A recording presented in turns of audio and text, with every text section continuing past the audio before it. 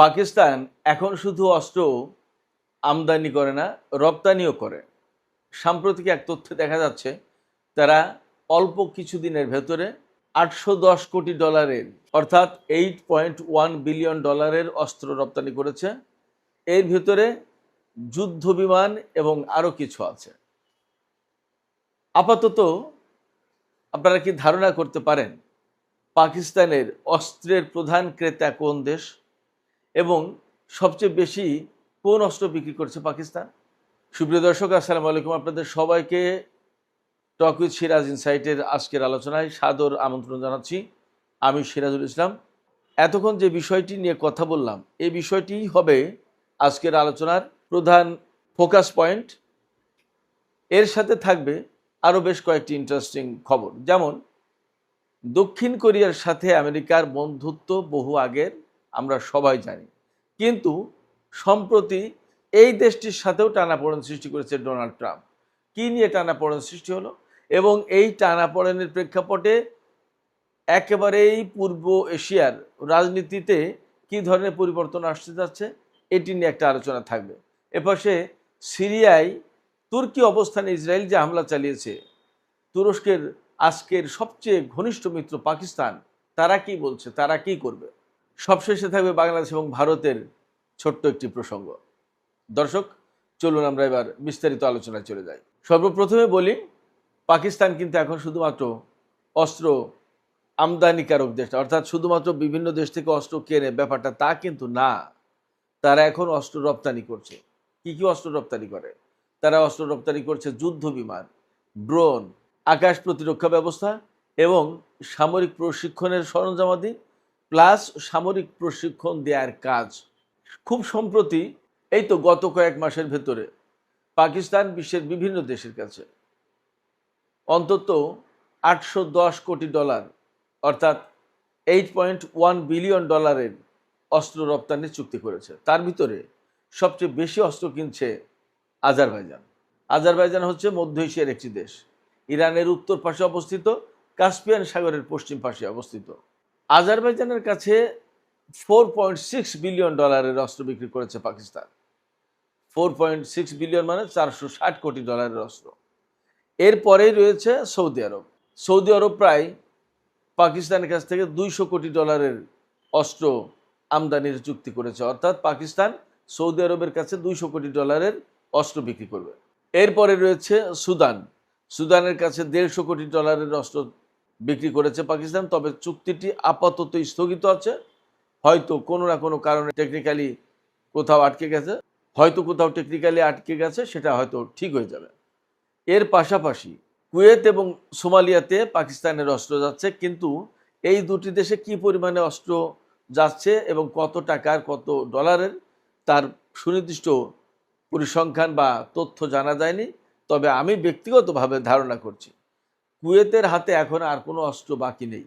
মার্কিন ঘাঁটিতে যা ছিল তার সমস্ত সব কিছু তছনছ করে দিয়েছে ইরানের সামরিক বাহিনী। সেক্ষেত্রে কুয়েতের প্রতিরক্ষার জন্য বিপুল পরিমাণে অস্ত্র লাগবে এবং সম্প্রতি কুয়েত কিন্তু পাকিস্তানের সাথে নিরাপত্তা চুক্তি করেছে। ফলে আমরা ধারণা করছি যে বিপুল পরিমাণে অস্ত্র কুয়েতে বিক্রি করতে পারবে পাকিস্তান, তাতে কোনো সন্দেহ নেই। এর ভেতরে সবচেয়ে বেশি যাচ্ছে JF-17 থান্ডার যুদ্ধ বিমান। এই যুদ্ধ বিমানটা চীন এবং পাকিস্তান যৌথ প্রযোজনায় তৈরি, পাকিস্তানে তৈরি হয় বিমানটা। এর পাশাপাশি পাকিস্তান থেকে যাচ্ছে বিভিন্ন দেশের ড্রোন, বিমান প্রতিরক্ষা বা আকাশ প্রতিরক্ষা ব্যবস্থা, তার মানে ডিফেন্স সিস্টেম, মিসাইল, বিমান, এগুলো থেকে ডিফেন্স করবে নিজেদের দেশকে, সেই রকমের সিস্টেম, আর সামরিক প্রশিক্ষণ সংক্রান্ত বিভিন্ন প্রতিরক্ষা সরঞ্জাম। আমরা এরই মধ্যে কিন্তু বিভিন্ন জায়গায় পাকিস্তানের সামরিক অবস্থান দেখতে পাচ্ছি। সৌদি আরবে, কুয়েতে, মধ্যপ্রাচ্যের দেশগুলোতে আরও ব্যাপক উপস্থিতি থাকবে মনে হচ্ছে পাকিস্তানের। এই যে মক্কা চুক্তি হলো, তার প্রেক্ষাপটে এই সম্ভাবনা বাড়ল। প্লাস মধ্যপ্রাচ্যের বর্তমান যে পরিস্থিতিতে, এই পরিস্থিতিতেও মধ্যপ্রাচ্যের বিভিন্ন দেশে পাকিস্তানি অস্ত্র যেমন রপ্তানি হবে, তেমনি পাকিস্তানের সামরিক উপস্থিতিরও অনেক বেশি সম্ভাবনা রয়েছে। পাকিস্তানের এই যে সামরিক উপস্থিতি নিশ্চিত হতে যাচ্ছে বা জোরদার হতে যাচ্ছে মধ্যপ্রাচ্যে, এর প্রধান কারণ হচ্ছে আমেরিকা এবং ইরানের মধ্যকার যুদ্ধ। এবং এই যুদ্ধে আমেরিকা দারুণভাবে প্রতিরোধের মুখে পড়েছে ইরানের কাছে এবং মধ্যপ্রাচ্যে তাদের ঘাঁটি অনেকগুলো ক্ষতিগ্রস্ত হয়েছে এবং মধ্যপ্রাচ্যে তাদের অবস্থান এখন খুবই দুর্বল। দর্শক, শুধু মধ্যপ্রাচ্যে কিন্তু আমেরিকার অবস্থান দুর্বল হয়নি, দুর্বল হচ্ছে আরও বিশ্বের বিভিন্ন জায়গায়। যেমন দক্ষিণ কোরিয়ার সাথে আমরা আমেরিকার একটা ঐতিহাসিক সম্পর্ক আছে, সামরিক সম্পর্ক আছে, সবাই জানি। সেই দ্বিতীয় বিশ্বযুদ্ধের পর থেকে জাপান এবং দক্ষিণ কোরিয়ার নিরাপত্তার দায়িত্ব দেখভাল করে আসছে বলা যায় এই আমেরিকা। অথচ সেই আমেরিকার সাথে এখন দক্ষিণ কোরিয়ার মারাত্মক রকমের টানাপোড়েন সৃষ্টি হয়েছে। টানাপোড়েনটা কী নিয়ে সৃষ্টি হয়েছে জানেন? প্রধান বিষয় হচ্ছে ডোনাল্ড ট্রাম্প। ডোনাল্ড ট্রাম্প যেখানে যাচ্ছেন সেখানেই গোলমাল শুরু হয়ে যাচ্ছে। যেমন মেক আমেরিকা গ্রেট এগেন, এই যে মাগা আন্দোলন, যেটা অর্থাৎ আমেরিকাকে আবার গ্রেট করো, মহান করো। ডোনাল্ড ট্রাম্পের এই যে একটা এক পেশে নীতি, এই এক পেশে নীতির কারণে তারা চিন্তা করে, ডোনাল্ড ট্রাম্প চিন্তা করে যে আমার দেশের টাকা কেন দক্ষিণ কোরিয়ায় খরচ করব, আমার দেশের টাকা আমাকে খরচ করতে হবে আমার দেশের মানুষের পেছনে। কিন্তু বাস্তবতা হচ্ছে দক্ষিণ কোরিয়ায় আমেরিকার যে সমস্ত সেনারা থাকে তাদের জন্য যে দক্ষিণ কোরিয়ার খরচ হয় না তা তো না। এবং দক্ষিণ কোরিয়া বলেনি তো যে আমাদের এখানে সেনা দাও, আমেরিকা জোর করে সেখানে সিস্টেম করে পাঠিয়েছে, যেমন মধ্যপ্রাচ্যে পাঠিয়েছিল।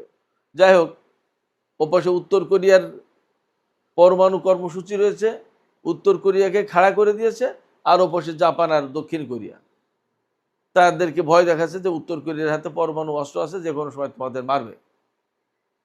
অথচ ডোনাল্ড ট্রাম্পের দেশে আমেরিকায় কিন্তু জাপানে সর্বপ্রথম পরমাণু বোমা হামলা চালিয়েছিল। সেই আমেরিকা জাপানকে বারবার ভয় দেখাচ্ছে উত্তর কোরিয়ার।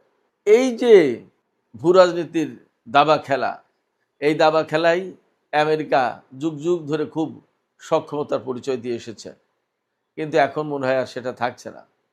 কারণ হচ্ছে একদিকে জাপান আর একদিকে দক্ষিণ কোরিয়া আর আরেকদিকে উত্তর কোরিয়া, এই ত্রিমুখী অবস্থান তৈরি করে সেখানে উত্তর কোরিয়াকে দক্ষিণ কোরিয়া এবং জাপানের শত্রু হিসেবে দাঁড় করে দিয়ে ওই দুই দেশে আমেরিকা তার সামরিক উপস্থিতি নিশ্চিত করেছে, যাতে পূর্ব এশিয়ায় তার অনেকটা জমিদারি ঠিক রাখার মতো।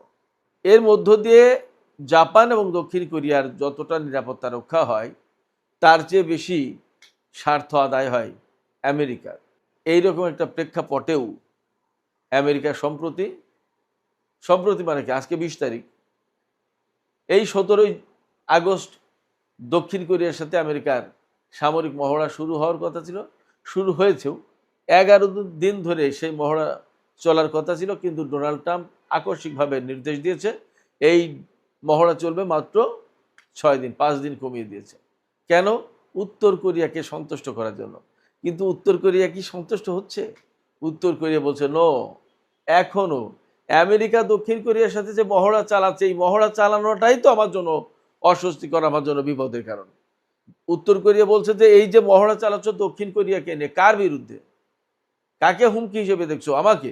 আমাকে যখন তুমি হুমকি হিসেবে দেখছো, তার মানে এই মহড়া চালাচ্ছ, তার মানে আমাকে তুমি আর দক্ষিণ কোরিয়া অর্থাৎ আমেরিকা দক্ষিণ কোরিয়া কিভাবে মিলেমিশে যৌথভাবে আমাকে শেষ করবা, তোমরা তো সেই পরিকল্পনা করছো। ফলে মহড়া 11 দিনের জায়গায় যদি 6 দিন করো, 5 দিন কমিয়ে দাও, তাতে আমার বিরুদ্ধে তোমার হুমকি তো শেষ হয়ে যায় না, বন্ধ হচ্ছে না। অতএব তুমি আমেরিকা, তোমাকে, দক্ষিণ কোরিয়াকে, জাপানকে, সবাইকেই আমি হুমকি হিসেবে দেখি এবং তোমাদের হুমকি মোকাবেলার জন্য আমার যা করা দরকার তা আমি করব। অথচ দক্ষিণ কোরিয়ার সাথে কিন্তু মহড়া 6 দিন কমিয়ে দিল। দক্ষিণ কোরিয়া এই জায়গায় ভীষণভাবে অসন্তুষ্ট হয়েছে, ক্ষুব্ধ হয়েছে, মনক্ষুণ্ণ হয়েছে, রাগান্বিত হয়েছে এবং তারা এই প্রেক্ষাপটে বলছে যে আমেরিকা 2 দিন অন্তর অন্তর আমাদেরকে এইভাবে খোঁটা দেয় যে আমরা তাদের সেনা রেখে নাকি আমরা নিরাপত্তা নিচ্ছি, তাদেরকে কোনো অর্থ দেওয়া হচ্ছে না, নানান রকমের কথা, এবং প্রায় মাঝে মাঝে হুমকি দেয় যে অপমানজনকভাবে 11 দিনের মহড়া, শিডিউলড মহড়া, সেটা 6 দিনে নামিয়ে আনলো। এটা তো হতে পারে না। তো সেক্ষেত্রে যা করতে হবে সেটা হচ্ছে আমাদের নিজেদের শক্তি নিজেদের অর্জন করতে হবে এবং আমরা শক্তিতে স্বয়ংসম্পূর্ণ হওয়ার চেষ্টা করব। তার মানে দক্ষিণ কোরিয়া ভেতরে ভেতরে আমেরিকার বলয় থেকে বেরিয়ে যাওয়ার চিন্তা করছে। বলয় থেকে বেরিয়ে যাওয়া বলতে তাদের নিরাপত্তা ব্যবস্থাকে স্বয়ংসম্পূর্ণ করে নিজেরা নিজেদের পায়ে দাঁড়াবে। তাহলে দক্ষিণ কোরিয়ায় আগামী কিছু বছরের ভেতরে যদি মার্কিন সেনাদের আমরা না দেখি, তাহলে আমি মনে করি তাতে অবাক হওয়ার কিছু থাকবে না। হয়তো একই পথ ধরবে একসময় জাপান। এবং আমি আপনাদেরকে জানিয়ে রাখি, জাপান এবং দক্ষিণ কোরিয়া দুই দেশেই মার্কিন সেনা উপস্থিতির বিরুদ্ধে প্রায় মাঝে মাঝে বিক্ষোভ মিছিল হয়, সমাবেশ হয়, সভা হয়। এবং এই সমস্ত দেশে মার্কিন সেনারা বিপুল পরিমাণ ধর্ষণ এবং নারী নির্যাতনের সাথে জড়িত বলে অভিযোগ আছে। শুধু মধ্যপ্রাচ্যে আমেরিকা ডোনাল্ড ট্রাম্পের কারণে তার অবস্থান ক্ষুণ্ণ করেনি, বরং দক্ষিণ কোরিয়ার মতো একটা দেশেও আমেরিকার অবস্থান আস্তে আস্তে ক্ষুণ্ণ হয়ে যাচ্ছে। এদিকে সিরিয়ায় তুর্কি অবস্থানে ইসরায়েল যে হামলা চালিয়েছে, সেই হামলার বিরুদ্ধে পাকিস্তান কিন্তু কড়া ভাষায় বিবৃতি দিয়েছে, নিন্দা প্রকাশ করেছে।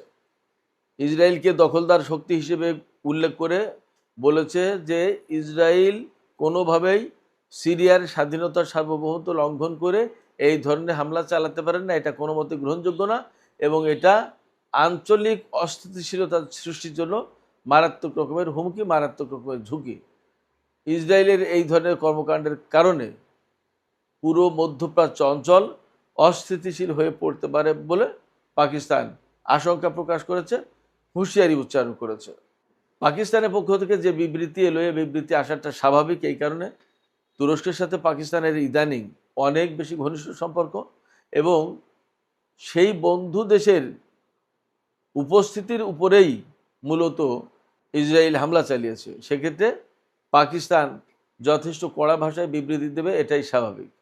সুপ্রিয় দর্শক, সবশেষে আমরা বাংলাদেশ ভারত প্রসঙ্গে কথা বলতে চাই।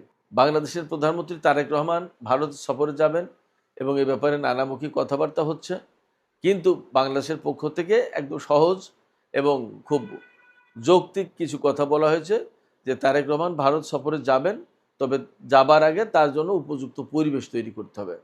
বাংলাদেশের প্রধানমন্ত্রী ভারতে সফরে যাবেন, আর সেখানে গিয়ে যদি আওয়ামী লীগকে বা হাসিনাকে ফেস করতে হয়, অথবা যে হাসিনা বা যে আওয়ামী লীগের নেতারা এত দাগী, দোষী, অন্যায়কারী হিসেবে এখানে চিহ্নিত এবং তারা পালিয়ে গেছে, তাদেরকে বাংলাদেশে ফেরত না দিয়ে বাংলাদেশের প্রধানমন্ত্রীকে ভারত সফর করানোর চিন্তা করছে, এটা তো বাংলাদেশ সরকারের কাছে মোটেই গ্রহণযোগ্য না। আপনার সাথে আমার বন্ধু